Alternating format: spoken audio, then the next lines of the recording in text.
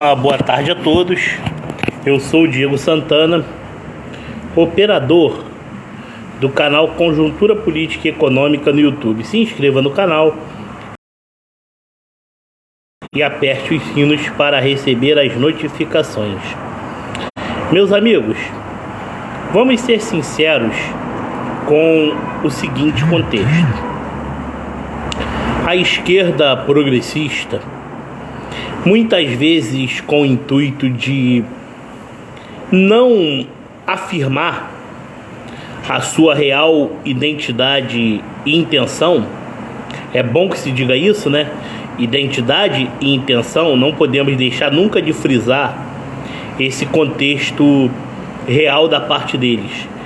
Tentam desqualificar os contextos da competência do nosso presidente e capitão Jair Messias Bolsonaro.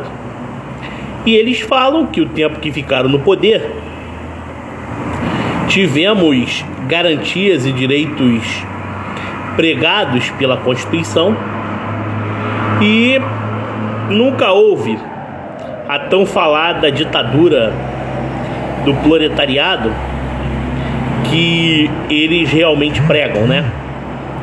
Mas é preciso entender o seguinte, que o contexto político da época era outro. Era um plano de perpetuação de poder que eles fizeram através do grande teatro do quadro político brasileiro. Afinal, os presidentes civis, em maioria de contexto, são dissidentes do atual MDB, né? Antes PMDB, mas quando fundado em 66 também MDB, faziam parte da chamada resistência democrática do combate ao regime militar brasileiro. Então, a gente pode analisar o quadro da seguinte maneira: nunca houve ditadura com eles no poder. Será? E o cala-boca que eles deram para muitas mídias sociais, televisão nem se fala, e fora as outras mamatas descobertas logo quando o nosso capitão assumiu o poder. E mais que isso, o povo brasileiro é uma sociedade historicamente conservadora. Então, para implementar esse regime, é preciso que haja maneira estratégica. Mas por muitas vezes, nós vimos dos puxadinhos do PT, principalmente de alguns fatores que envolvem o contexto da esquerda, o não pagamento da dívida pública, o que eles desconstruíram quando assumiram o governo no começo de 2003, onde possivelmente possa ter reduzido os juros da dívida externa, mas também aumentou-se a dívida interna num valor acima, na época, de 395% do PIB nacional. O que significa dizer que nós sustentamos há muito tempo a política de um baixo crescimento e a dívida pública se elevando cada vez mais. Então, eu quero saber o seguinte: quem são eles para falar em incompetência? Foi no governo deles que o Brasil perdeu uma penca de investidores estrangeiros. Foi no governo deles que a taxa de juros se mantinha nas alturas, diferente do atual governo, que se mantém estável e não maquia a realidade do país até o período eleitoral. Porque não existe essa de jogar recursos na economia sem planejamento e sustentabilidade, porque isso causa contas caríssimas que sempre caem na conta do povo brasileiro. E já que eles falam em calote da dívida, eles deixaram dar calote, porque eles deram o Tesouro Nacional como garantia e fiador do BNDES. E com isso, o Brasil paga juros altíssimos dessa pouca vergonha que nós sentimos pelos empréstimos que foram feitos para os países africanos e países vizinhos.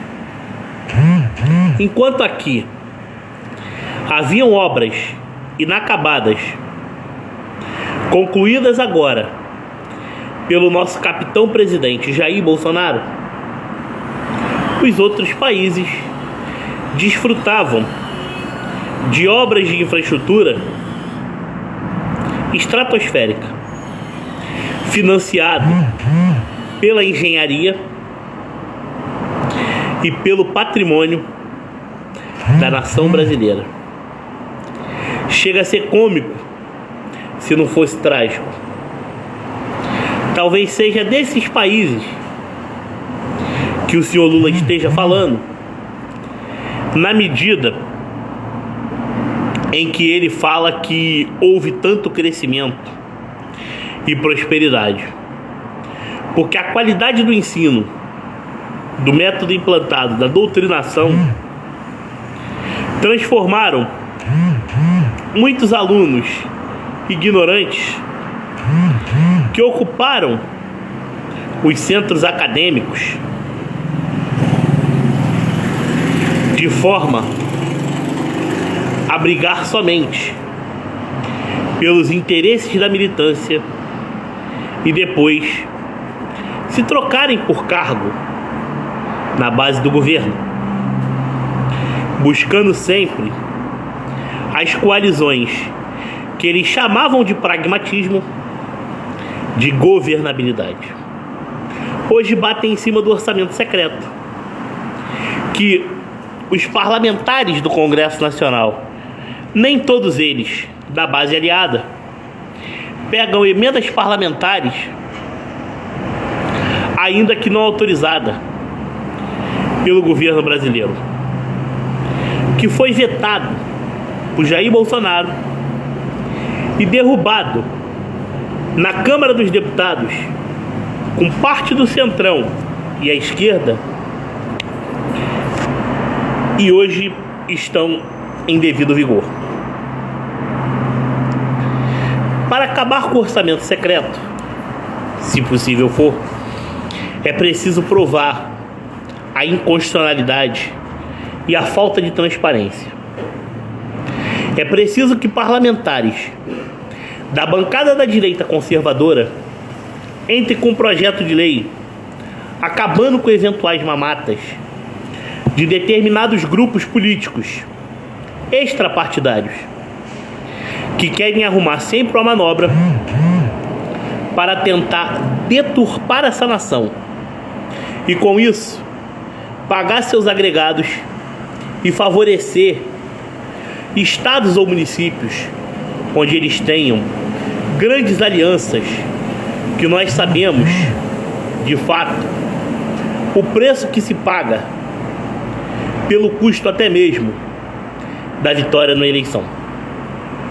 Jair Bolsonaro simplesmente vem buscando fazer campanha na mesma proporção que a eleição passada, com doações solícitas e honestas de empresários que querem a livre concorrência e, acima de tudo, crescimento da demanda de mercado, para que possa fornecer ao consumidor competitividade e, acima de tudo, variedades, que isso significa lealdade, maiores produtividade e, acima de tudo, empregos diretos e indiretos, fomentando a indústria nacional e recuperando a soberania nacional, visando dar ao país os frutos